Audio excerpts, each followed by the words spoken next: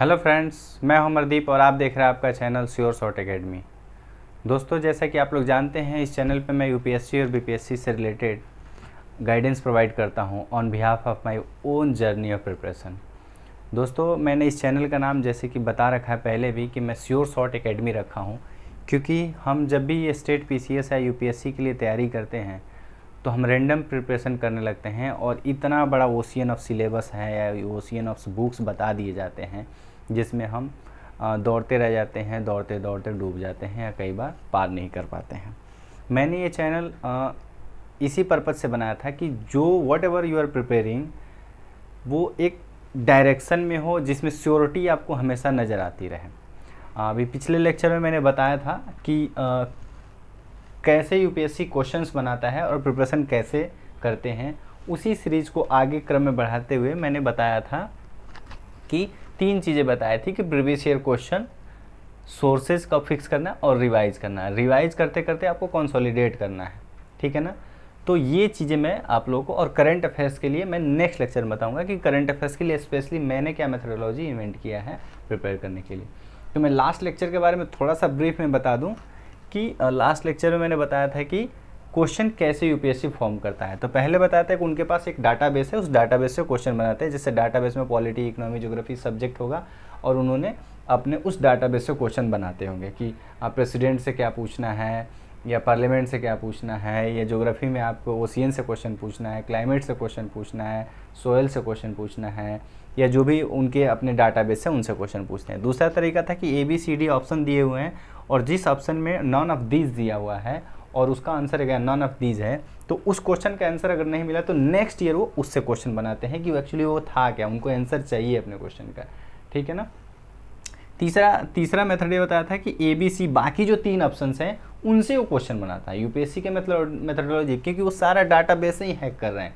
Database में अगर ABCD option में 3 ऑप्शन दिए हैं तो ऐसा नहीं कोई रैंडम ऑप्शन दिए हैं उनके, ऐसा नहीं कि कहीं से रैंडम उठा कर ऑप्शन दे दिए हैं, वो अपने डाटाबेस से ही बाकी ऑप्शन बनाए हैं। तो हिंट देते हैं कि अगर उनके पास ABCD ऑप्शन बाकी जो हैं तो अगले नेक्स्ट ईयर या उसके नेक्स्ट ईयर में अगले 1, 2, 3 सालों में उन ऑप्शन से क्वेश्चन बनाते हैं, ठीक है।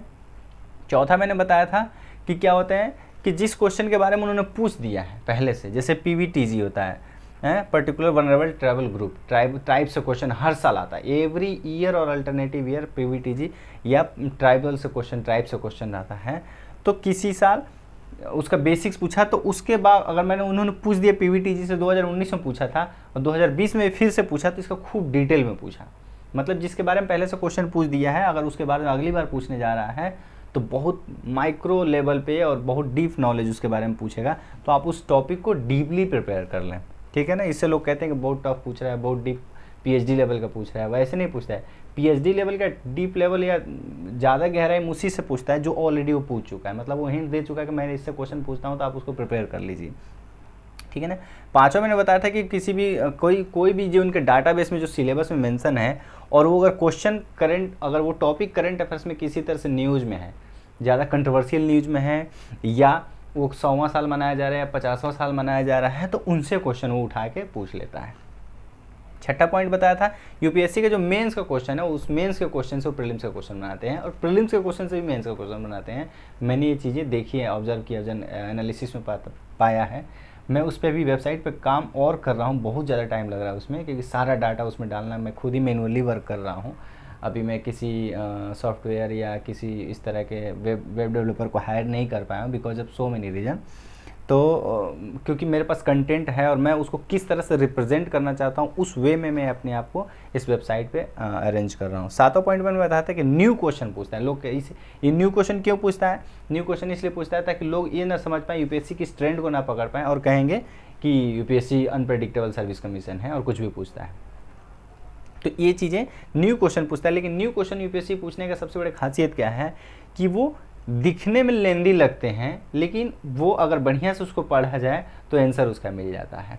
और दूसरा तरीका ये टफ बनाता है तो ऑप्शन कुछ ऐसा, कोई ऐसा ऑप्शन देता है, कोई ऐसी बातें लिखती है जो कि हजम नहीं हो पाती हैं और जो प्रैक्टिकली पॉसिबल नहीं है। जैसे एक कहा था कि किसी भी एक कैमल के बारे में पूछा हुआ था, कैमल के बारे में बहुत सारी 3-4 स्टेटमेंट दिया हुआ था। उसमें पूछा था कि कैमल को उसको क्या है, कोई मतलब उसको पाल पोस नहीं सकता, मतलब डोमेस्टिकेशन नहीं किया जा सकता। ऐसा थोड़ी नहीं, किसी भी कैमल को डोमेस्टिकेशन किया जा सकता है। कोई जब कोबरा को लोग डोमेस्टिकेट कर ले रहे हैं, टाइगर को डोमेस्टिकेट कर रहे हैं, तो कैमल को क्या चीज़ था कि डोमेस्टिकेशन नहीं किया जा सकता है।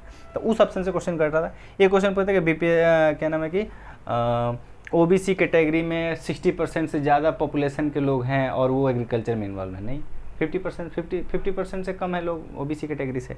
तो वो इस तरह का क्वेश्चन ऑब्स्ट्रैक्ट ऑप्शन देगा जिससे आप सॉल्व कर पाएंगे। 8वां तरीका यह था कि क्वेश्चन के नाम को चेंज कर करके उससे क्वेश्चन पूछता है कि फॉर्म ऑफ गवर्नमेंट था constitutional form of government, parliamentary form of democratic form of government, तो उसका नाम बदल बदल के उसी टॉपिक से क्वेश्चन पूछते रहता है। और 2020 में तो कमाल ही हुआ कि एक ही क्वेश्चन को 2 बार पूछ दिया। 2 क्वेश्चन है, आप मैं दिखाऊंगा आपको ऑप्शन में, ठीक है ना। तो इनको कैसे आप प्रिपेयर करोगे, इसके लिए जो बुक लिस्ट चाहिए वो मैं अब आप लोगों को बताने जा रहा हूँ। जो 27 जून को पेपर है प्रीलिम्स का यूपीएससी का, उसको आप श्योर शॉर्ट वे से कैसे प्रिपेयर करोगे। अच्छा, मैं ये बता दूं कि जो लोग प्रिपरेशन अपने ऑलरेडी कर रहे हैं अपने उनके खुद के मेथडोलॉजी से या खुद के मेथड से, what ever they have their own preparation way of that topic या दैट सब्जेक्ट, तो अगर उनको लगता है कि वो बहुत श्योर शॉर्ट तरीके से क्वेश्चन पूछ रहे हैं, तैयारी कर रहे हैं और वो बहुत श्योर है अपने प्रिपरेशन को लेके, तो वो लोग अपने उस वे में प्रिपरेशन कर सकते हैं। लेकिन एक बार मेरे इस मेथड को समझ सकते हैं और समझ के उसको अप्लाई कर सकते हैं, ठीक है। तो इसमें मैं अभी 2 चीज़ें बताने जा रहा हूँ। एक तो बताने जा रहा हूँ बुक लिस्ट, और दूसरा कि मेथड, कि what is the method, correct method to prepare this competitive examination, ठीक है ना। ये ऐसा नहीं है कि ना आप नॉलेज ले लिए और जैसे कि पढ़ लिए चीज़ें और जाके आप एग्ज़ाम में लिखाएं चाहे सॉल्व कर रहे हैं, उस तरह से नहीं है और नहीं हो पाता है उस तरह से, क्योंकि हर एग्ज़ाम का एक पैटर्न होता है और तरीका होता है। अगर तरीका आपको पता चल गया तो इस एग्ज़ाम को क्लियर कर सकते हैं। मैं 2 मिनट का थोड़ा सा आपको ब्रीफ में बताने जा रहा हूँ कि क्या है तरीका। पहला तो ये है कि मैं बुक लिस्ट आपको बताने जा रहा हूँ, ऑलरेडी मैंने बताया, लेकिन यहाँ पे थोड़ा सा बुक लिस्ट के साथ साथ कैसे आप इस मेरे मेथड को अप्लाई कर सकते हैं या जो मैंने अपने पिछले जर्नी में सीखा है। दोस्तों, आप लोग जानते हैं कि इस चैनल पे मैं पिछले 2-3 महीनों से काम कर रहा हूँ और मैं आप लोगों को हेल्प करना चाहता हूँ, क्योंकि मेरे पास अभी यूपीएससी का एक 9th अटैम्प्ट बचा हुआ है। ओबीसी कैटेगरीज हो तो 9th अटैम्प्ट मिलता है इसमें, तो इसमें एक अटैम्प्ट मेरा बचा हुआ है और अनफॉर्चुनेटली और मिसगाइडेंस और बहुत सारे कारणों की वजह से मेरे 8 प्रीलिम्स क्लियर नहीं हुए। और तो मैं लेकिन ये इन्वेंट कर पाया तरीका कि कैसे इस एग्ज़ाम को बहुत श्योरली क्रैक किया जा सकता है और क्लियर किया जा सकता है। तो मैंने सोचा कि अभी मैं इस बार अपने प्रिपरेशन को थोड़ा सा ब्रेक किया था, थोड़ा सा काफ़ी एग्जॉस्ट हो गया था माइंड, तो इसलिए मैंने थोड़ा सा ब्रेक किया। तो मैंने सोचा कि इस ब्रेक में करें क्या, तो मैंने ब्रेक में सोचा कि क्यों ना जो लोग मिसगाइडेड हैं मेरी तरह, उनके अटैम्प्ट ना ख़राब हों या अननेसेसरी प्रेशर उनके लाइफ में ना क्रिएट हो, इसलिए मैंने ये चैनल स्टार्ट किया था ताकि मैं आप लोगों को या उन लोगों को गाइडेंस प्रोवाइड कर सकूं जिसकी वजह से मैं खुद विक्टिमाइजेशन हुआ था, ठीक है ना। तो इस गाइडेंस में मैंने ये मेरा खुद का इन्वेंशन है और मैंने ये चीज़ें पाई हैं। मैंने अपने बहुत सारे फ्रेंड्स जो सेलेक्ट हुए हैं उनसे शेयर किया था, तो उन्होंने कहा यार हम तो सेलेक्ट भी हो गए लेकिन हमने कभी इतना माइक्रो लेवल पे एनालिसिस नहीं किया था यूपीएससी के प्रीलिम्स को और एग्ज़ाम को। तो वो चीज़ें मैंने किए हैं और वही चीज़ें मैं आप लोगों के साथ शेयर करने जा रहा हूँ। तो इस मेथड को मैं रिवर्स इंजीनियरिंग कहता हूँ। और रिवर्स इंजीनियरिंग क्या होता है मैं ये बताना चाहता हूँ कि इंजीनियरिंग मतलब क्या होता है कि आप चीज़ें कर रहे हैं, आप कोई भी काम करते हैं, इंजीनियरिंग मतलब working in a very proper way. Reverse engineering मतलब कि जनरली हम एग्ज़ाम में कैसे करते हैं, जनरली किसी भी एग्ज़ाम में हम क्या करते हैं, बुक्स पढ़ते हैं, उसका नॉलेज गेन करते हैं, उस पर प्रैक्टिस करते हैं और फिर आप क्वेश्चन करते हैं या एग्ज़ाम जाके देते हैं। यहाँ पे क्या है, यहाँ पे क्या है कि आप पहले प्रीवियस ईयर क्वेश्चन को देखेंगे, पहले क्वेश्चन को देखेंगे, समझेंगे कि किस किस टॉपिक से किस किस एरिया से क्वेश्चन पूछ रहा है, देन आप उसके बुक्स पढ़ेंगे, बुक सेलेक्ट करेंगे, पहले कि बुक सेलेक्ट कर, लिमिटेड बुक सेलेक्ट करेंगे और फिर उस बुक को पढ़ेंगे। मतलब पहले क्वेश्चन किया फिर बुक देखा और बुक पढ़ा और पढ़ने के बाद से फिर क्वेश्चन आगे किए, कि हाँ आपने जो क्वेश्चंस देखे थे या उस टॉपिक्स पे तैयारी किए थे वो उस बुक्स में मिल रहे हैं कि नहीं। अच्छा, क्या होता है कि कई बार जब प्रीवियस ईयर क्वेश्चन करते हैं यहाँ तो बुक्स में बहुत सारी चीज़ें नहीं दी रहती हैं, ठीक है ना। जब उस बुक्स में नहीं दी गई रहती हैं तो क्या करते हैं, इस क्वेश्चन से उठा के वो ऑप्शन या वो कंटेंट को या उस इंफॉर्मेशन को आप क्या करते हैं इस बुक्स में वहाँ डाल देते हैं। उसको मैं बोलता हूँ consolidation of your resource material. तो मैंने अपने प्रिपरेशन में ये बताया था कि कैसे books, previous year question books और कंसोलिडेशन। तो अगर मैं 3 पिलर कहूँ इस यूपीएससी प्रिपरेशन को, तो प्रीवियस ईयर क्वेश्चन, बुक्स और कंसोलिडेशन, इन तीनों का अगर हम ऐसे साइकिल बना लें तो हम बहुत श्योर शॉर्ट तरीके से एग्ज़ाम को क्लियर कर सकते हैं, ठीक है ना। आपका टाइम बिल्कुल नहीं ख़राब होएगा और बहुत श्योरिटी के साथ अपने इस एग्ज़ाम को क्लियर कर पाएंगे। क्योंकि क्या होता है कि यूपीएससी और स्टेट पीसीएस के एग्ज़ाम में इतने लोग डाइवर्स कर देते हैं आपकी बुक्स को, आपकी इन्फॉर्मेशन को, कि बहुत सारा चीज़ आप पढ़ के भी जाते हो और एग्ज़ाम में क्लियर नहीं कर पाते हो, एग्ज़ाम में कंफ्यूज हो जाते हो। तो क्यों ना केवल उन्हीं चीज़ों को पढ़ा जाए जो एग्ज़ाम में आ रहे हैं और जो एग्ज़ाम में आएंगे, ठीक है ना। तो ये मैं जो 3 तरीके निकाला हूँ, 3 जो पिलर्स बताया हूँ, इन तीनों पिलर्स के इर्द गिर्द अगर प्रिपरेशन को साइक्लिक किया जाए तो हम बहुत श्योरली इस एग्ज़ाम को क्लियर कर सकते हैं, ठीक है ना।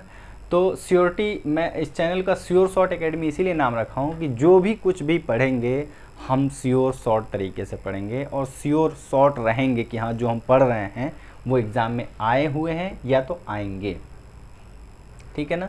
पिछला वीडियो जो मैंने दिया था उसको देखिएगा ज़रूर। उस वीडियो में मैंने बताया कि कैसे क्वेश्चन पूछते हैं, उसी को मैं सीरीज़ में कंटिन्यू करते हुए इस लेक्चर में मैं बता रहा हूँ कि आप बुक लिस्ट को वो फिक्स करोगे और उससे कैसे पढ़ोगे, ठीक है ना।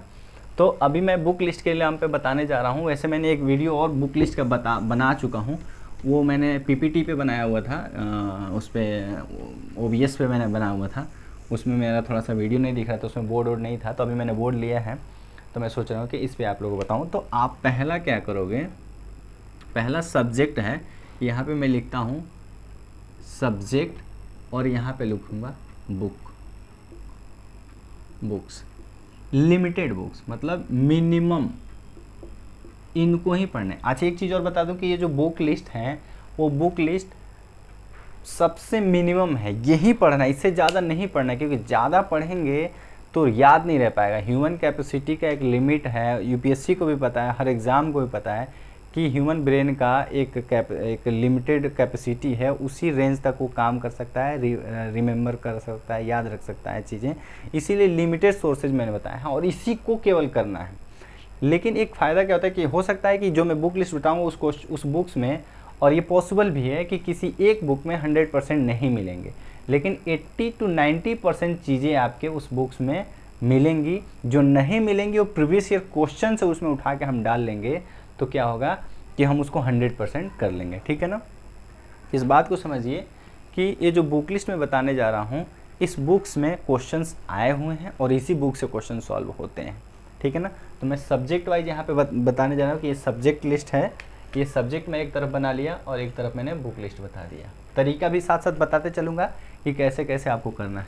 तो पहला सब्जेक्ट मैंने लिया जो कि बहुत इम्पोर्टेंट है आपके प्री मेंस और इंटरव्यू तक के, इवन एक एडमिनिस्ट्रेटर के तौर पे भी आपको इस सब्जेक्ट की अच्छी नॉलेज होनी चाहिए, दैट इज़ पॉलिटी।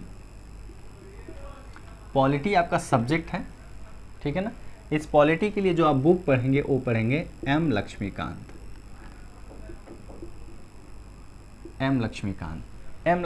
को आप पढ़ेंगे।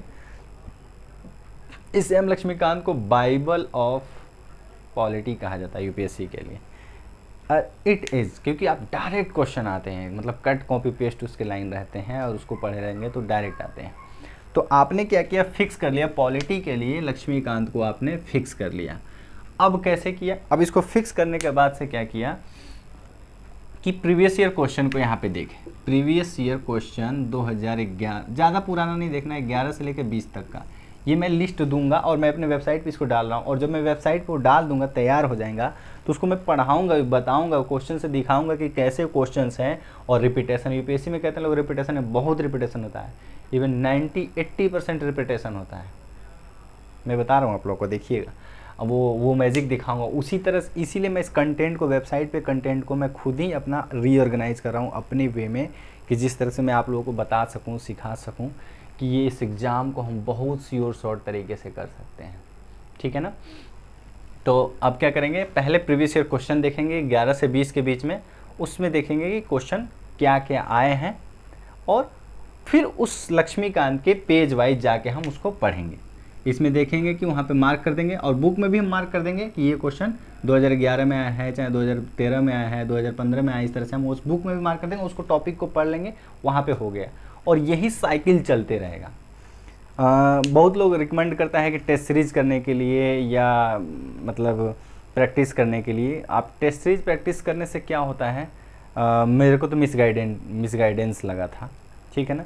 लेकिन उसको सही तरीके से कैसे यूटिलाइज कर सकते हैं, किसी एक टेस्ट सीरीज को कर लें, लेकिन उसमें ये चीज़ रखें कि जो टेस्ट सीरीज आप कर रहे हैं उससे आपके इस रेंज में, मतलब प्रीवियस ईयर क्वेश्चन के रेंज से क्वेश्चंस आ रहे हैं। फॉर एग्जांपल उन्होंने मैं मान लूँ कि ये प्रीवियस ईयर पॉलिटी का ही सब्जेक्ट ले रहा हूँ, सपोज सुप्रीम कोर्ट से क्वेश्चन उन्होंने किसी टेस्ट में पूछा, ठीक है ना, किसी टेस्ट में उन्होंने सुप्रीम कोर्ट से क्वेश्चन पूछा। आप जानते हैं कि प्रीवियस ईयर क्वेश्चन में सुप्रीम कोर्ट से क्वेश्चन आए हुए हैं, ठीक है ना, प्रीवियस ईयर से सुप्रीम कोर्ट में क्वेश्चन आए हुए हैं। तो क्या करोगे आप कि वो जो क्वेश्चन पूछा गया था उस क्वेश्चन में जो कंटेंट या इन्फॉर्मेशन दिया गया था, या जो कंटेंट या इन्फॉर्मेशन दिया गया था वो लक्ष्मीकांत में है कि नहीं। अगर है तो ठीक, अगर कोई नई इन्फॉर्मेशन दी गई है इस क्वेश्चन में, तो उस इन्फॉर्मेशन को उठा के आप इस एम लक्ष्मीकांत पे एक पेज पे लिख के चिपका दोगे। और ऐसा हुआ है, मैं लक्ष्मीकांत के करंट अफेयर्स से और टेस्ट सीरीज से मैंने ऐसे बनाया था। तो टेस्ट सीरीज उस सेंस में अच्छा है।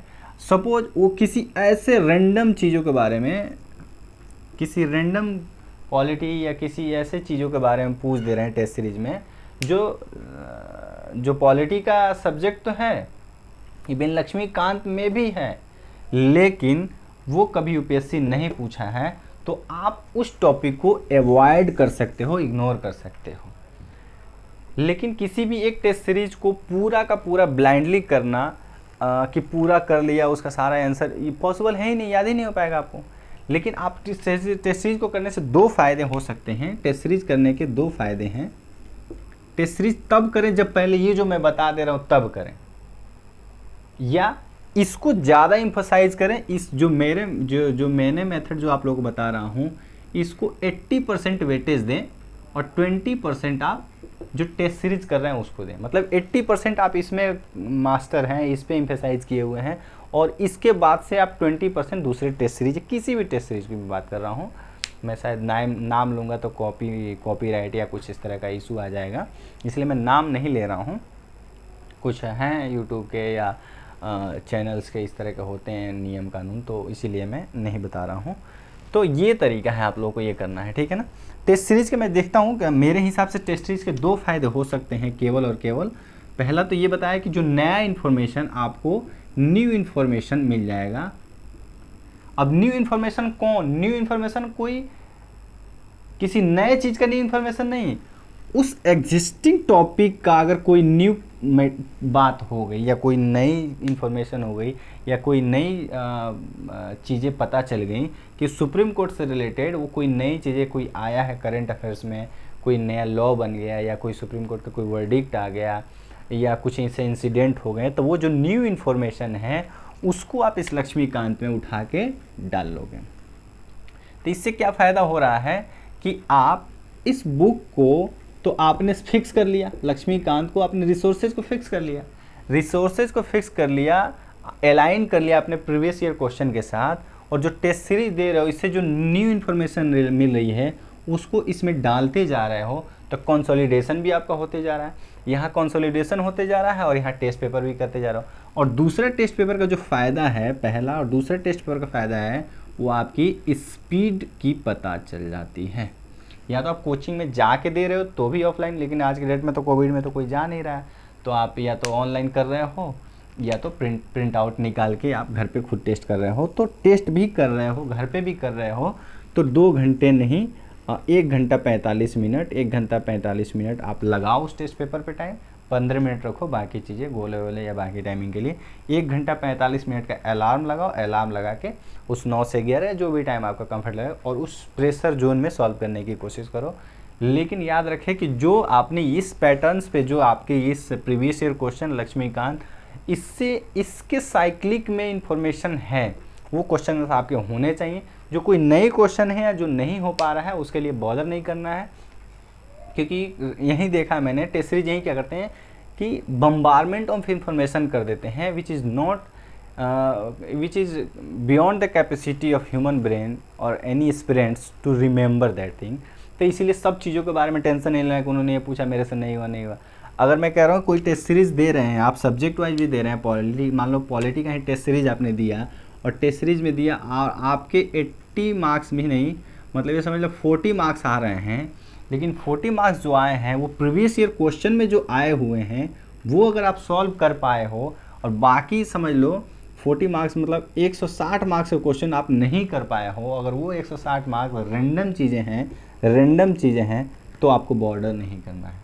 लेकिन अगर आपके वो प्रीवियस ईयर क्वेश्चंस में जो आएंगे वो टॉपिक्स के क्वेश्चन आपसे सॉल्व होने ही चाहिए, और तभी सॉल्व होंगे जब आप प्रीवियस ईयर क्वेश्चन को बढ़िया से समझे रहोगे।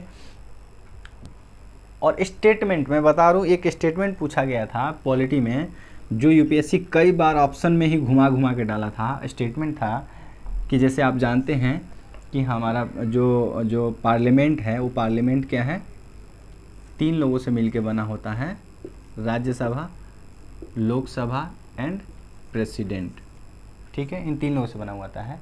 और president all the executive constitution के आर्टिकल 75 में या 74 में लिखा हुआ है कि all the executive action taken in the name of president, क्योंकि जितने भी हमारे देश में जितने भी काम होता है, prime minister is a leader of government but president is a main body on behalf of whom government is running, ठीक है ना। तो जितने भी एग्जीक्यूटिव एक्शंस लिए जाते हैं वो प्रेसिडेंट के नाम पे लिए जाते हैं। ये ट्रूथ लाइन है, ठीक है ना, ये सही लाइन है। अब क्या करता है यूपीएससी, हमेशा इसी स्टेटमेंट को घुमा के 3 से 4 बार पिछले 10 सालों में 3 से 4 बार 8 सालों में पूछ चुका है। तो देता पहले क्या देता है कि all the executive action are taken in the name of prime minister, ऐसे स्टेटमेंट बनाया और उसी स्टेटमेंट को 2-3 बार घुमा के पूछा है। तो इसका मतलब है कि ये जो प्रीवियस ईयर क्वेश्चन का जो आपने एनालिसिस किया है, प्रीवियस ईयर क्वेश्चन को जो आप सॉल्व किए हैं, तो आपको उसकी एक बातें, प्रीवियस ईयर क्वेश्चन की एक बातें, एक ऑप्शन और एक लाइन 1 2 3 स्टेटमेंट जो दिया गया रहता है, एक चीज़ें आपको बहुत क्लैरिटी से पता होनी चाहिए, याद रहनी चाहिए, समझ लेनी चाहिए, उसके कंसेप्ट की क्लैरिटी होनी चाहिए, ठीक है ना। तो ये मैं आपको बताया कि टेस्ट पेपर का ये एक फ़ायदा हो सकता है, और ये टेस्ट पेपर इसलिए करें। बाकी इन्फॉर्मेशन और नॉलेज और जो मैंने तरीका बताया, ये श्योर शॉर्ट तरीका ये है, इससे आपको करना है। इवन आप टेस्ट सीरीज छोड़ भी देते हैं तो भी आपको कोई नुकसान होने वाला नहीं है, अगर प्रीवियस ईयर क्वेश्चन 11 से 20 तक को आपने बहुत अच्छे से कर लिया तो, ठीक है ना। अब दूसरा मैं जो बुक बताने जा रहा हूँ, नीचे शायद दिख रहा हो कि नहीं दिख रहा हो, फिर भी मैं यहाँ तक लिख रहा हूँ। दूसरा बुक आपको बताने जा रहा हूँ मॉडर्न हिस्ट्री के लिए, ठीक है ना। मॉडर्न हिस्ट्री में प्रीलिम्स और मेंस के लिए काफ़ी इम्पोर्टेंट है। हाँ, दिख पा रहा है, ठीक है ना। अभी मैं मिटा के ऊपर लिख लूँगा, ठीक है ना। मॉडर्न हिस्ट्री के लिए आप बहुत लोग स्पेक्ट्रम कहते हैं और बहुत लोग एनसीईआरटी कहते हैं, लेकिन मैं जो कहूँगा वो कहूँगा तमिलनाडु बोर्ड की 12th क्लास की बुक, तमिलनाडु की 12th बोर्ड की आपको ये बुक देखना है। इस बुक की क्राफ्टिंग ऐसी की गई, इसकी डिज़ाइनिंग ऐसी की गई कि इसमें इस तरह से इन्फॉर्मेशन डाला गया है कि एक नोटबुक की तरह बना दिया गया। और आप जब प्रीवियस ईयर क्वेश्चन के साथ इसको अलाइन करोगे, आपका सब्जेक्ट हो गया मॉडर्न हिस्ट्री और बुक हो गया आपका तमिलनाडु, ठीक है ना। इसको जब प्रीवियस ईयर क्वेश्चन के साथ आप एनालाइज करोगे, अलाइन करोगे इसको, तो आप देखोगे कि क्वेश्चन इस बुक से डायरेक्ट कट कॉपी पेस्ट है, मतलब इस तरह से उसमें इंफॉर्मेशन दिया गया है, चाहे गवर्नर जनरल से रिलेटेड क्वेश्चन हो या हिस्ट्री की किसी भी पार्ट का क्वेश्चन हो, वो यहाँ से खूब बढ़िया से सॉल्व किया गया है। तो आपने क्या किया कि यहाँ पे प्रीवियस ईयर क्वेश्चन देखा, 11 से 20 में प्रीवियस ईयर का क्वेश्चन आपने देखा, 11 से 20 में प्रीवियस ईयर का क्वेश्चन देखा, और इस बुक में जाके देखें कि उस टॉपिक वाइज क्वेश्चन दिया है कि नहीं, उसमें इंफॉर्मेशन दिया है कि नहीं। उसको याद करना आसान है, चूँकि लोग ये कहते हैं कि स्पेक्ट्रम पढ़ना चाहिए। मैं भी यहाँ रिकमेंड करूँगा स्पेक्ट्रम पढ़ने के लिए, लेकिन स्पेक्ट्रम इतना बल्कि है और इस तरह से डिज़ाइन किया गया है कि उसको लगता है कि रट रहे हैं। लेकिन इस बुक की डिज़ाइनिंग ऐसी की है कि एनसीईआरटी पढ़ना आसान क्यों होता है, क्योंकि एनसीईआरटी सिखाता है, एनसीईआरटी पढ़ाता नहीं है। बाकी जितने भी बुक्स होते हैं वो आपको पढ़ाते हैं, लेकिन एनसीईआरटी सिखाता है। एनसीईआरटी आप यहाँ पढ़ सकते हैं 12th क्लास का, उसमें इन्फॉर्मेशन है, लेकिन उसमें उस तरह से इन्फॉर्मेशन नहीं दिए गए हैं जिससे कि आप एग्ज़ाम पॉइंट ऑफ व्यू से कर पाएँ। वही रिवर्स इंजीनियरिंग वाली जो बात कहा हूँ कि क्वेश्चन आपने किया और जाकर वहाँ पर ढूंढेंगे तो नहीं मिलेगा, डायरेक्ट आंसर नहीं मिलेगा, लेकिन इस बुक में तमिलनाडु में आपको मिलेंगे। और स्पेक्ट्रम को आप साथ में पढ़ सकते हैं, लेकिन स्पेक्ट्रम को पूरा नहीं पढ़ेंगे। स्पेक्ट्रम को हम उस तरह से पढ़ेंगे आप लोग इसमें कि ना ये वाली चीज़ें की, और जो चीज़ें नहीं मिली है, जो टॉपिक इसमें पढ़ लिया उसमें जाके स्पेक्ट्रम में देखा। और स्पेक्ट्रम में एक है आपका ट्राइबल मोमेंट्स और peasant moment. Tribal moment and peasant moment spectrum में अच्छे से दिया हुआ है, तो उस टॉपिक को आप इसमें कवर कर लेंगे। जो इस बुक में नहीं दिया है वो इससे पढ़ लेंगे, और जो टॉपिक इसमें से पढ़ लें, जैसे मान लो आपने एनसीएम के बारे में पढ़ा, एनसीएम के बारे में पढ़ा तो जाके स्पेक्ट्रम में एक बार देख लिया कि एनसीएम के बारे में कोई नया चीज़ दिया क्या। अगर वो नया चीज़ दिया है तो उठा के इसमें कंसोलिडेट कर लेंगे। कंसोलिडेशन यहाँ बहुत ज़रूरी है, प्रीवियस ईयर क्वेश्चन और न्यू इस बुक का कंसोलिडेशन। तो यहाँ से आपका ये सब्जेक्ट आपको मॉडर्न हिस्ट्री इस तरह से तैयार हो जाएगा। ठीक है, ये अब नेक्स्ट मैं बुक जो बता रहा हूँ, अब मैं इसको रब कर रहा हूँ। ठीक है ना, आई थिंक आप लोगों को समझ में आ रहा होगा कि मैं कैसे चीज़ें बता रहा हूँ, और ये काफ़ी एक्सपीरियंस और मेरे अपने माइक्रो एनालिसिस के बाद मैं ये चीज़ें पता कर पाया हूँ जो आप लोगों के साथ शेयर कर रहा हूँ। एंड आई विश कि आप लोगों को अच्छे से समझा पा रहा हूँ मैं। और आप लोग से एक बात और कहना चाहूँगा कि जो लोग भी, ये मेरा पर्पज़ यहाँ ये है कि आप लोग मिसगाइडेड ना हो, ताकि आप लोगों को सही गाइडेंस मिल पाए और आप उस गाइडेंस के हेल्प से अपने प्रिपरेशन को कर सकें। मैं इस चैनल का नाम श्योर शॉर्ट एकेडमी रखा हूँ, लेकिन शॉर्ट कोट एकेडमी नहीं रखा हूँ। मिसकंसेप्ट मत होइएगा आप लोग। शॉर्ट कोट का मतलब होता है कि कोई शॉर्ट कोट तरीका बता दिया यहाँ से लेकर, जो ये भी तरीका जो बता रहा हूँ ये श्योर शॉर्ट बता रहा हूँ कि ये तरीका है, इससे आप श्योरली इस एग्ज़ाम को क्लियर कर सकते हैं। But still you will have to do all this things, आपको ये सारी चीज़ें करने होंगे जिससे कि आप इस एग्ज़ाम को क्लियर कर पाओ। मेहनत तो है इसमें भी, क्योंकि ये जितनी चीज़ें बता रहे हो उसमें मेहनत करने हैं आपको। ये आपको प्रीवियस ईयर क्वेश्चन पढ़ने हैं, इस बुक से पढ़ने के बाद से आपको इसमें अलाइन करना है, देखना है कहाँ कहाँ इन्फॉर्मेशन है, जो चीज़ें नहीं दी हैं इस बुक में उठा के उसमें डालने हैं।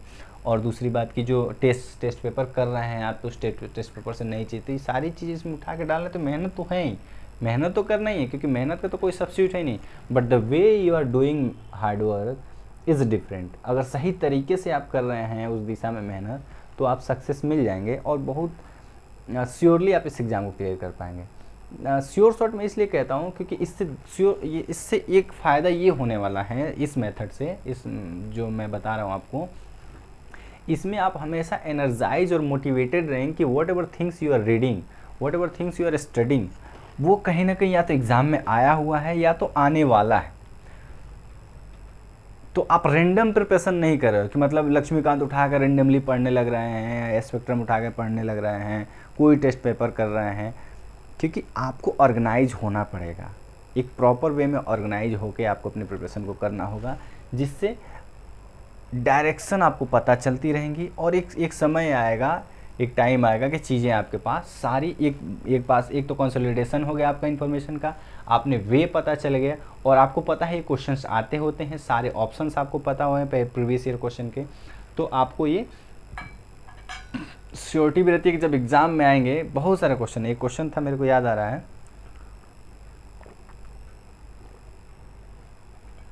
एक क्वेश्चन है मेरे को याद आ गया अचानक कि नेशनल टाइगर रिजर्व, ठीक है ना, नेशनल टाइगर रिजर्व कमीशन, और एक है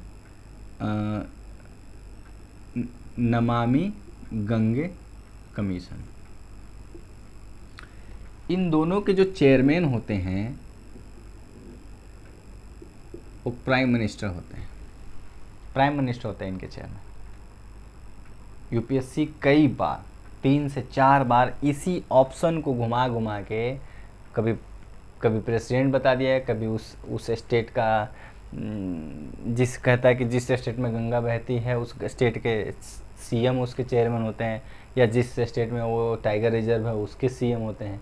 मतलब इस तरह से क्वेश्चन को ट्विस्ट करके बनाता है, जबकि आपको ये स्टेटमेंट केवल पता हो कि ये चेयरमैन जो है प्राइम मिनिस्टर होते हैं। तो इस बात का प्रीवियस ईयर क्वेश्चन अगर आपके पास एनालिसिस है और आपको इन्फॉर्मेशन याद है तो ऑप्शन से आप सॉल्व कर पाएंगे, एलिमिनेट कर पाएंगे। तीसरा सब्जेक्ट है, मैं आप लोगों को बताना चाह रहा हूँ, तीसरा सब्जेक्ट हो गया यहाँ पे आपका एक हिस्ट्री में ही पार्ट में जाएंगे, ancient history, medieval history plus art and culture. अब देखिए इसके लिए कोई भी बुक नहीं बताता है कि किस बुक को करें, सब कोई कंफ्यूज रहता है। यूपीएससी का भी ट्रेंड भी हो गया है कि वो यूपीएससी इनसे क्वेश्चन पूछ रहा है। 20 में मेडिवल से और एंशिएंट आर्ट से काफ़ी क्वेश्चन, करीब 15-17 क्वेश्चन पूछे गए हैं इन दोनों तीनों सब्जेक्ट से मिला के। इसके लिए मैंने भी बहुत गोते लगाए, बहुत कहाँ सोचा देखा, पता नहीं क्या क्या किया। कोई मैंने क्लासेस भी किए थे वाजीराम में, वहाँ भी उस टाइम कोई फैकल्टी नहीं थे ढंग के, एक फैकल्टी थे तो पढ़ाते पढ़ाते भूल जाते थे, और फिर एक डेढ़ घंटा बाद फिर वहीं शुरू से वो चीज़ें बताने लग जाते थे जो स्टार्ट जहाँ से किए थे।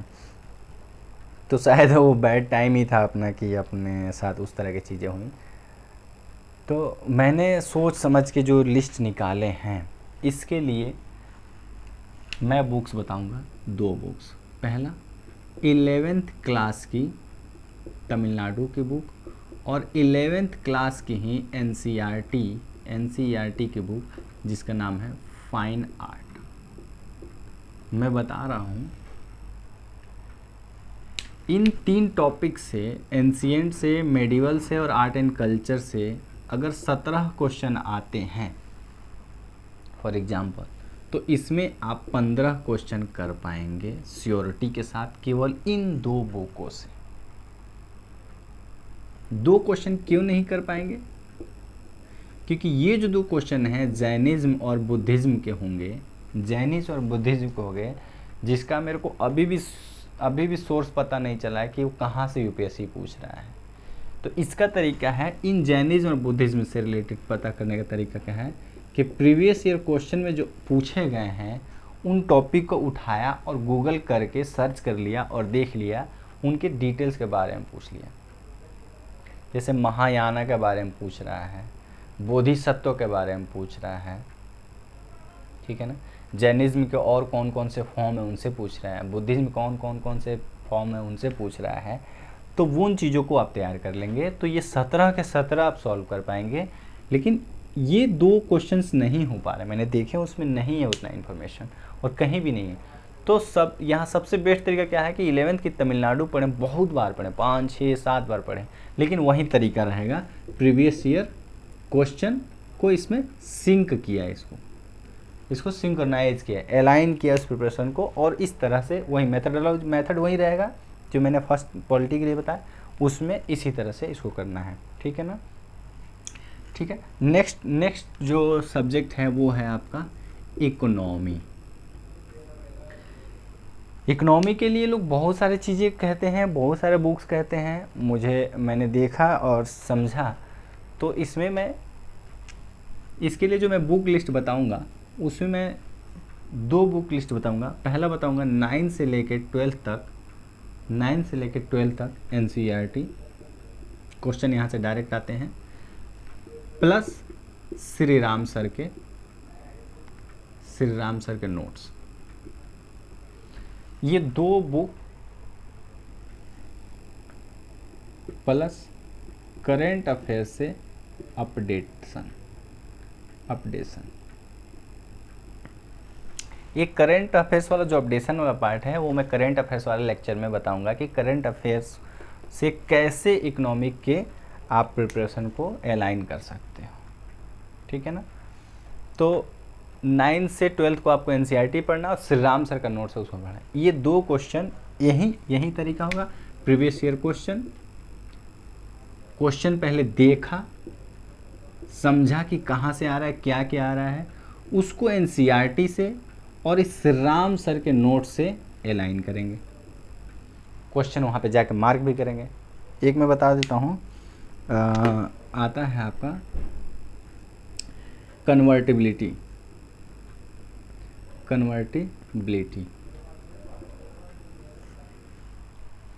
Currency convertibility. एक होता है फुल कन्वर्टिबिलिटी और एक होता है पार्शियल और हाफ कन्वर्टिबिलिटी। ये करेंसी कन्वर्टिबिलिटी से क्वेश्चन हर 2-3 साल पे या 2 साल पे रिपीटेशन है। कभी करेंट पूछ दिया, कभी कैपिटल पूछ दिया, कभी फुल पूछ दिया, कभी हाफ पूछ दिया, लैंग्वेज चेंज कर दिया, कभी कुछ कर दिया। ये बुक ये चीज़ें डायरेक्ट आपको श्री राम सर के नोट्स में दिया गया है और प्रीवियस ईयर क्वेश्चन से कितनी बार आया हुआ है, ठीक है ना।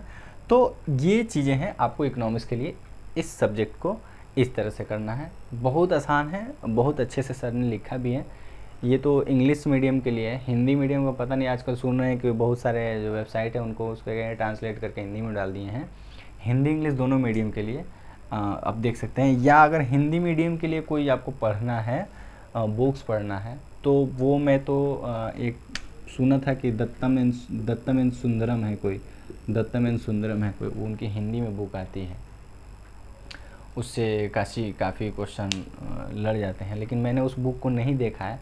तो हिंदी मीडियम वालों अगर जिनको दिक्कत हो रही है वो कमेंट में बताइएगा, मैं सर्च करके एनालिसिस करके आप लोगों को हिंदी मीडियम के लिए परफेक्ट बुक बता दूंगा। लेकिन मैं इंग्लिश मीडियम के लिए ये बताऊँ क्योंकि मैं इंग्लिश मीडियम से प्रिपरेशन किया था।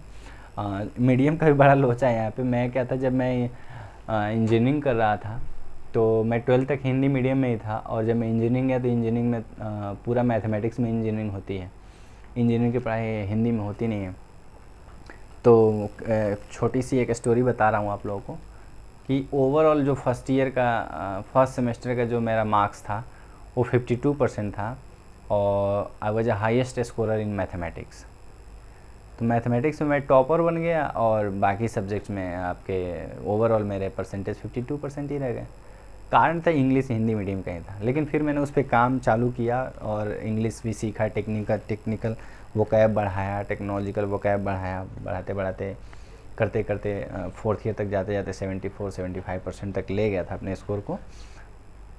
तो मेहनत से तो सब चीज़ पॉसिबल है, वो चीज़ें मैंने अपनी लाइफ में देखा, हर किया है, और आप लोगों को भी मोटिवेट करता हूँ कि मेहनत कीजिए। और आज अभी मैं आप लोगों के सामने जो despite failing 8 times in 9 prelims still I am standing in front of you और guiding you just because of my hard work.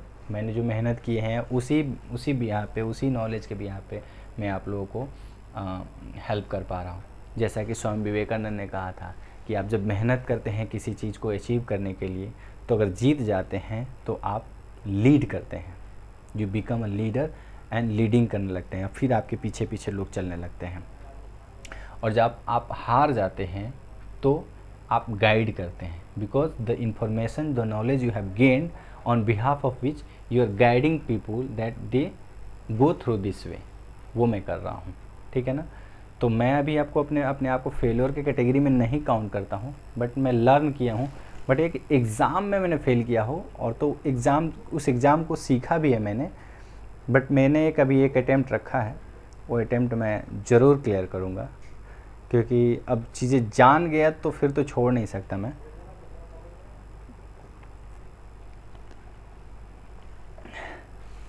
और स्टेट पीसीएस, बिहार पीसीएस मैंने दिया था लास्ट टाइम, तो उसमें 1 मार्क से मेरा प्रीलिम्स उसमें भी नहीं हुआ था, बट उसका भी मैंने पैटर्न बताऊंगा, उसका भी हैक्स निकाला है मैंने।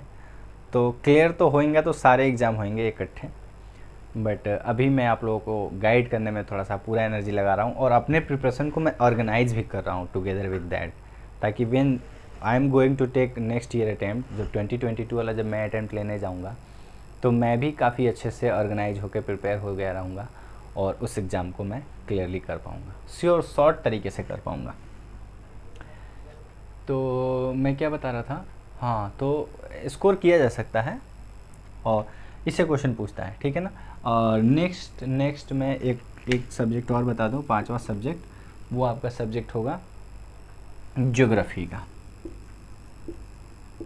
ज्योग्राफी, अच्छा, ज्योग्राफी के लिए मैं बता दूँ, ज्योग्राफी के लिए महेश बर्नवाल की बुक लोग कहते हैं, माजिद हुसैन की बुक कहते हैं, लेकिन मैं ऑनेस्टली बताऊँ, इन सब बुकों से पढ़ेंगे तो आपको नॉलेज हो जाएंगी, आप वो बुक को पढ़ सकते हो, सीख सकते हो, लेकिन यूपीएससी का क्वेश्चन सॉल्व करने के लिए ज्योग्राफी टेक्निकल सब्जेक्ट है और उसको समझना ज़रूरी है। तो gathering information about geography, you will not be able to solve the question. To solve the question you must have to study NCERT more than sufficient. 6 class से लेकर 12th क्लास तक की न्यू NCERT। अब लोग confuse रहते हैं कि new वाला पढ़ें कि ओल्ड वाला पढ़ें, आप न्यू वाला पढ़िए। न्यू क्वेश्चन जो है, न्यू NCERT जो है, उसमें सारे में इस तरह से पढ़ाया गया, सिखाया गया, बताया गया, हिंदी और इंग्लिश दोनों मीडियम में, कि आप ज्योग्राफी को अच्छे से समझ पाएंगे। 6 से स्टार्ट करें, एकदम बेसिक से स्टार्ट करें, क्योंकि 6-7 क्लास के क्वेश्चन यूपीएससी के प्रीलिम्स में आ रहे हैं, इवन पिछले 2020 में भी आए हुए हैं और हर साल आते हैं। तो आप इसमें 6-7 को नहीं छोड़ सकते हैं, इसको 6 to 12 आपको एकदम अच्छे से पढ़ना होगा। इसमें भी मैथडोलॉजी वही होगा कि प्रीवियस ईयर क्वेश्चन आप रखेंगे, प्रीवियस ईयर क्वेश्चन से आप रिवर्स इंजीनियरिंग करेंगे, पहले क्वेश्चंस देखेंगे। मैथडोलॉजी में बार बार रिपीट नहीं कर रहा हूँ, क्योंकि मेथड वही होगा जो मैंने पहले पॉलिटी में बता दिया था और इसमें भी बताया, मेथड वही होगा, उसी तरीके से आप लोगों को इसको करना होगा, ठीक है ना। ज्योग्राफी के लिए ये मोर देन सफिशिएंट है। इसके अलावा आप किसी भी मैगजीन को पढ़ने की जरूरत नहीं है। करंट अफेयर्स अपडेशन ले लेंगे, इसमें करंट अफेयर्स अपडेशन लेंगे, वो मैं सब में, करंट अफेयर्स तो सब में चलेगा, इवन जितने भी सब्जेक्ट, इवन हिस्ट्री भी है उसमें भी मैं बता रहा हूँ करंट अफेयर्स अपडेशन होगा। करंट अफेयर्स से किस तरह से सिंक्रोनाइज करेंगे अपने स्टैटिक्स बुक को, वो करंट अफेयर्स वाले चैप्टर जो लेक्चर लूँगा उसमें मैं बताऊँगा, ठीक है ना। तो इसीलिए मैं अभी करंट अफेयर्स वाला पार्ट को ऐड नहीं कर रहा हूँ, लेकिन ये स्टैटिक्स बुक इससे होंगे। मैं बता रहा हूँ कि जो क्वेश्चन यूपीएससी पूछता है, यूपीएससी जो क्वेश्चन पूछता है, उस क्वेश्चन में अगर 100 क्वेश्चन आ रहे हैं प्रीलिम्स में, तो 100 क्वेश्चन में प्रीलिम्स में आप 80 question on behalf of this method, जो इन्फॉर्मेशन अभी दे रहा हूँ उससे आप सॉल्व करके पाएंगे। बाकी जो 20 क्वेश्चन होगा वो करंट अफेयर्स का जब अपडेशन में बताऊँगा आपसे, और कुछ न्यू चीज़ें मैं आप लोगों को बताऊंगा। कुछ न्यू चीज़ें हैं जिनको आपको पढ़ने होंगे, जैसे रिपोर्ट्स आते हैं और जैसे करंट अफेयर्स में प्लेसेज इन न्यूज़ होते हैं, ठीक है ना, या ट्राइब्स इन न्यूज़ होते हैं, तब वो चीज़ें मैं बताऊंगा। वो 20 क्वेश्चन वहाँ से कवर होंगे, लेकिन 80 क्वेश्चन आप इस तरीके से सॉल्व करेंगे या पढ़ेंगे तो आपकी सॉल्व हो जाएंगे, ठीक है ना। अब मैं नेक्स्ट आपको सब्जेक्ट बताने जा रहा हूँ। अभी तक मैंने आपको बता दिए 3, 4 और 5, ठीक है ना। 5 सब्जेक्ट मैंने अभी तक आप लोगों को बता दिए, और नेक्स्ट सब्जेक्ट मैं आप लोगों को बता रहा हूँ, वो होगा, थोड़ा सा टाइम लग रहा है बट आई थिंक वीडियो बड़ा हो जाएगा, लेकिन इस वीडियो से आपके पास कंप्लीट इन्फॉर्मेशन हो जाएंगी, ठीक है ना। हाँ, नेक्स्ट 2 सब्जेक्ट आपके पास हैं। पहला 6 नंबर सब्जेक्ट, 6 सब्जेक्ट हो गए, छठा सब्जेक्ट हो गया इन्वायरमेंट। इन्वायरमेंट भी बहुत चैलेंजिंग है। क्वेश्चन हमेशा 20-15, 25 क्वेश्चन आ रहे हैं, और लेकिन किसी को पता नहीं है कि ये किधर से आ रहे हैं, किधर से तैयार करें, क्या करें क्या ना करें। तो इसके लिए जो मैं बताऊंगा, जो मैंने मेरे पास करीब 300 से 350 पेजेज में प्रीवियस ईयर क्वेश्चन का मेरे पास बना रखा है। उसको कैसे बनाया मैंने, इसके लिए मैं कोई जो रिसोर्सेज हैं वो क्या हैं, ऑनेस्टली कहूँ तो लोग इसके लिए जो बुक पढ़ रहे हैं वो बुक से नहीं होते हैं क्वेश्चन। वो बुक का नाम मैं किसी पब्लिशर का है तो मैं नहीं यहाँ क्रिटिसाइज़ करूँगा, लेकिन मैं बताना चाहूँगा कि आप लोग current affairs plus previous year question plus 9th and 11th की NCERT plus bio 12th last 4 chapter.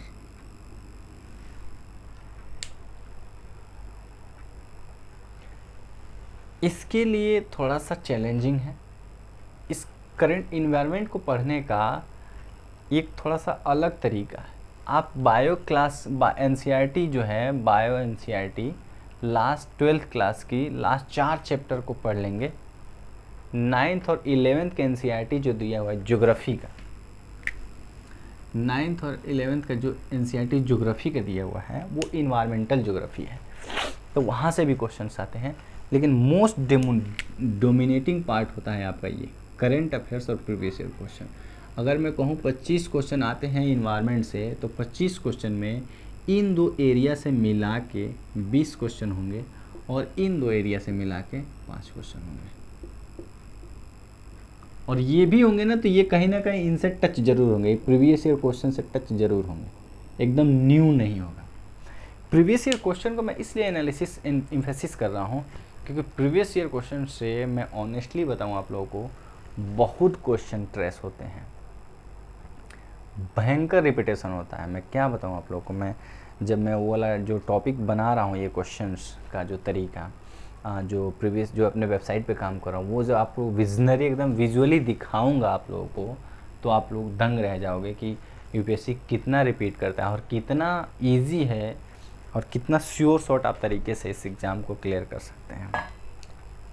तो इसके लिए क्या करना है कि करंट अफेयर्स का या तो आप डेली पढ़ रहे हों, इनसाइट से मैं पढ़ता था, इनसाइट ऑन इंडिया से, उससे क्वेश्चन आते हैं करंट अफेयर्स, या द हिंदू पढ़ रहे हैं तो उसका भी मैं ये करंट अफेयर्स वाला पार्ट मैं उसमें बताऊंगा। इसमें मैं इन्वायरमेंट वाला पोर्शन को काफ़ी एम्फेसाइज करूंगा और इकोनॉमी वाला पोर्शन को। दूसरा प्रीवियस ईयर क्वेश्चन जो है, प्रीवियस ईयर क्वेश्चन आपको देखने हैं और इसके आंसर्स आपके जो हैं वो कहाँ मिलेंगे। इसके आंसर्स मिलेंगे, एक बुकलेट मैं आप लोगों को PDF के फॉर्म में दे दूंगा, वो प्रीवियस ईयर क्वेश्चन का ऑप्शन के साथ मैंने बना रखे हैं, गूगल से कहीं कहीं से वेबसाइट से, मिनिस्ट्री से निकाल के मैंने एक तरह का PDF बना रखा है। वो PDF में आप लोगों को, वो PDF अनऑर्गेनाइज में है, मतलब क्वेश्चन आंसर के तरीके पे है, लेकिन मैं उसको और ऑर्गेनाइज करके उस PDF को नया PDF बना रहा हूँ।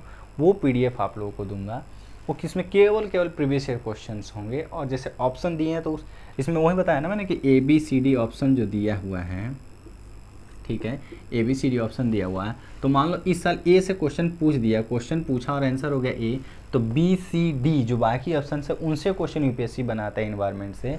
तो वो आप लोगों को इसके आंसर क्या क्या हैं वो मैंने पूरा आंसर के फॉर्म में, या उसके बारे में सारा इन्फॉर्मेशन है, पूरा मैंने इन्फॉर्मेशन के तौर पे गूगल पे वेबसाइट से सर्च करके बना रखे हैं। वो चीज़ें मैं आप लोग दे दूंगा, आप केवल उसको तैयार कर लेंगे। तो मैं बता रहा हूँ कि इन्वायरमेंट के 25 क्वेश्चन होंगे, तो 20 उस वाले से और 5 आपके इस दोनों बुक से आपके सॉल्व होंगे। लेकिन फिर भी मैं कहता हूँ 100% मैं नहीं कह रहा हूँ, लेकिन अगर 25 क्वेश्चन, अगर मान लो 2021 के प्रीलिम्स में क्वेश्चन आ गए, 25 क्वेश्चन आ रहे हैं इन्वायरमेंट से, तो I am very much sure कि 2022 क्वेश्चन 25 में 22 क्वेश्चन इससे होंगे जो मेरे बताए इस श्योर शॉर्ट तरीके से सॉल्व होंगे। मैं बता रहा हूँ कि यूपीएससी के प्रीलिम्स में 140 स्कोर लाना भी पॉसिबल है, बहुत श्योर शॉर्ट तरीके से,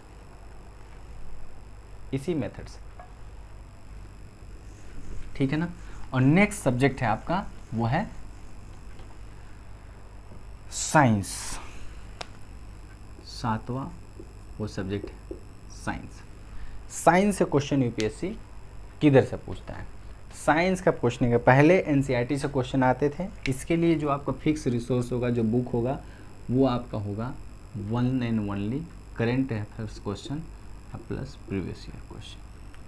current affairs and previous year question, only these two are more than sufficient. अगर मैं कह रहा हूँ कि साइंस से अगर 20 क्वेश्चन आते हैं या 15 क्वेश्चन आते हैं, 15 आएंगे तो 14 क्वेश्चन और 20 आएंगे तो 18 क्वेश्चन आपके सॉल्व हो जाएंगे इसी से, बता रहा हूँ। और किसी एनसीईआरटी वगैरह कुछ पढ़ने की जरूरत नहीं, क्योंकि पहले एनसीईआरटी से क्वेश्चन पूछता था, अभी एनसीईआरटी से क्वेश्चन नहीं पूछता है।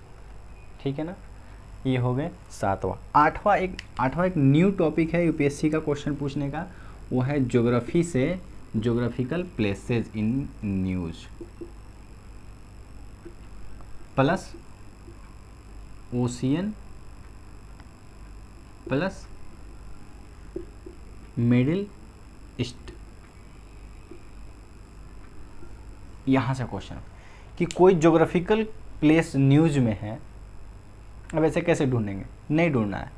प्रीवियस ईयर क्वेश्चन में जो ज्योग्राफिकल प्लेसेज हैं, प्रीवियस ईयर क्वेश्चन में जो ज्योग्राफिकल प्लेसेस हैं, या वो ओशियन जो प्रीवियस ईयर क्वेश्चन में आए हुए हैं, या मिडिल ईस्ट के वो वाले पार्ट जो प्रीवियस ईयर क्वेश्चन में आए हुए हैं, केवल उनको तैयार कर लो, ख़त्म। फॉर एग्जाम्पल मान लो कोई नया ज्योग्राफिकल प्लेस न्यूज़ में है, लेकिन आपने उसके बारे में नहीं पढ़ा है, नहीं तैयार किया है, और प्रीवियस ईयर में भी नहीं है, सपोज 2011 से 20 के प्रीवियस ईयर में भी नहीं है सपोज, तो होगा क्या, वो क्वेश्चन का ऑप्शन इस तरह से बनाएंगे कि आपने केवल 11 से 20 वाले में अगर प्रीवियस ईयर के टॉपिक्स तैयार कर लिए हैं तो एलिमिनेट करके वो आंसर सॉल्व हो जाएगा। तो इसलिए आपको नए न्यूज़ के बारे में आपको चिंता करने की ज़रूरत नहीं है, क्योंकि मैंने बोला है यूपीएससी जो पूछता है वो पूछेगा और पूछता ही रहेगा, और वो कहता है कि आप उसको तैयार कर लो, केवल आप एग्ज़ाम क्लियर कर लोगे। यूपीएससी खुद हिंट्स देता है, लेकिन हम नहीं समझ पाए, हम उस तरह से माइक्रो एनालिसिस नहीं करते हैं, और कोचिंग, मैगज़ीन, दुनिया भर के चीज़ों में पड़ जाते हैं, और हम अपना प्रिपरेशन को श्योर नहीं कर पाते हैं। वीडियो थोड़ा सा लंबा हो रहा है, तो थोड़ा सा आप लोग इसको देखने की कोशिश कीजिएगा, बट मैं जल्दी से ख़त्म कर रहा हूँ। नेक्स्ट टॉपिक जो है आपका, वो है आपका इंडेक्सेस। ठीक है ना, 9वां टॉपिक है इंडेक्सेस एंड और रिपोर्ट्स। ठीक है ना, तो इंडेक्सेस और रिपोर्ट्स के लिए क्या करना है, कुछ नहीं करना है। प्रीवियस ईयर क्वेश्चन के 2011 से 2020 तक के जो भी रिपोर्ट्स इंडेक्सेस पूछे गए हैं, उनसे current affairs, previous year question और करंट अपडेशन में मैं फिर से बताऊंगा कि वो कोई रिपोर्ट या कोई इंडेक्स जो फिर से न्यूज़ में आ गई हो, काफ़ी खलबली मचा रखी हो, उसको करंट अफेयर से उसके रिलेटेड पढ़ लेंगे। और प्रीवियस ईयर क्वेश्चन के जो रिपोर्ट्स दिए गए हैं, मैं आपको बता दूं इंडेक्सेज और रिपोर्ट्स के बारे में IMF, world bank, world economic forum, ये कुछ गिने चुने हैं जिनसे क्वेश्चन हमेशा रिपीट हो रहे हैं, हमेशा रिपीट हो रहे हैं। एक बार तो मैं दंग रह गया कि IMF के कुछ रिपोर्ट हैं, 6 रिपोर्ट वो इशू करता है IMF, उसका हमेशा है 1 2 3 4, उसके कुछ रिपोर्ट्स हैं जो हमेशा इशू करता है। मैंने देखा 2014, 15, 16 में कि लगातार कभी ये रिपोर्ट पूछ रहा है, तो क्यों ना उनके वेबसाइट पे जाकर वो सारे रिपोर्ट का लिस्ट निकाल लें और रिपोर्ट लिस्ट निकाल कर उनके रिपोर्ट को तैयार कर लें, हो गया तैयार। अच्छा, जैसे वर्ल्ड बैंक से क्वेश्चन पूछ रहा था, या ईज ऑफ डूइंग बिजनेस जो वर्ल्ड बैंक इशू करता है, तो पहले पूछा था कि ईज ऑफ डूइंग बिजनेस कौन इशू करता है, वर्ल्ड बैंक करता है।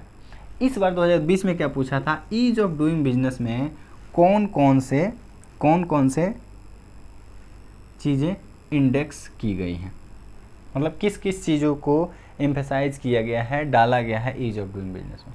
मतलब वर्ल्ड बैंक से उसको क्वेश्चन पूछना था रिपोर्टिंग का, तो उसने पूछ लिया कि कब पूछा, अब उसके अंदर पूछ दिया। मैंने कहा कि जो चीज़ें पूछ चुका है, यूपीएससी जो पूछता है वही पूछता है, और जिसके बारे में पूछ चुका है उसके बारे में डीपली पूछेगा, और जिसके बारे में नहीं पूछा है उसके आसपास के एरिया के बारे में पूछेगा। ठीक है ना, तो अभी मेरे हैंड से क्या काम करना है कि जो कुछ मैंने प्रीवियस ईयर का जो मेरे पास जो मटेरियल पीडीएफ हैं और जो ये कंटेंट है वो मैं तो अपने हेड पे दूंगा। बाकी आप लोगों को रिसोर्सेज सबके बता चुका हूँ, आप लोगों के पास हैं, उस वे में प्रिपरेशन कीजिए और इस तरह से प्रिपरेशन कीजिए, ठीक है ना। फिर से मैं बताना चाहूँगा कि प्रीवियस ईयर को कितना एनालिसिस करना है, कितना एम्फेसाइज करना है, और ये जो तरीका है जो मैं आप लोगों को बता रहा हूँ, सॉरी, तो इस तरीके से अगर आप तैयार करेंगे तो श्योर शॉर्ट तरीके से आप इस प्रीलिम्स की जर्नी को, दुखदाई को, जो लोग बहुत टफ कहते हैं, अनप्रेडिक्टेबल कहते हैं कि पता नहीं क्या पूछा था, इन सब बातों को आप खारिज कर देंगे और आप कहेंगे नहीं, बहुत श्योर तरीके से इसको तैयारी किया जा सकता है, ठीक है ना। आप लोगों को वीडियो अच्छा लग रहा हो तो लाइक कीजिए। कोई बातें या कोई चीज़ें आप लोगों को बतानी हो या पूछनी हो तो कमेंट्स बॉक्स में आप पूछ सकते हैं। वैसे मैंने अपने हैंड पे जितनी भी मेरे पास नॉलेज थी या जितनी भी चीज़ें मैं आप लोगों के साथ शेयर करना चाहता था वो मैंने बता दिए हैं। फिर भी आप लोग को लगता है कि कहीं ना कहीं कुछ कमी रह गई या कोई चीज़ें छूट गई हों तो आप मेरे से पूछिए, मैं उसको बता दूँगा। और ज़रूर इस वीडियो को ज़रूर शेयर कीजिए अपने दोस्तों के साथ या उन लोगों के साथ जो नीडे हैं, जो नीडिड हैं, इनके मतलब जिनको गाइडेंस चाहिए, ठीक है ना। क्योंकि अगर गाइडेंस सही दे दिया गया तो सिलेक्शन पाना इस एग्ज़ाम के लिए कोई टफ चीज़ नहीं है, ठीक है। वीडियो देखने के लिए थैंक यू वेरी मच।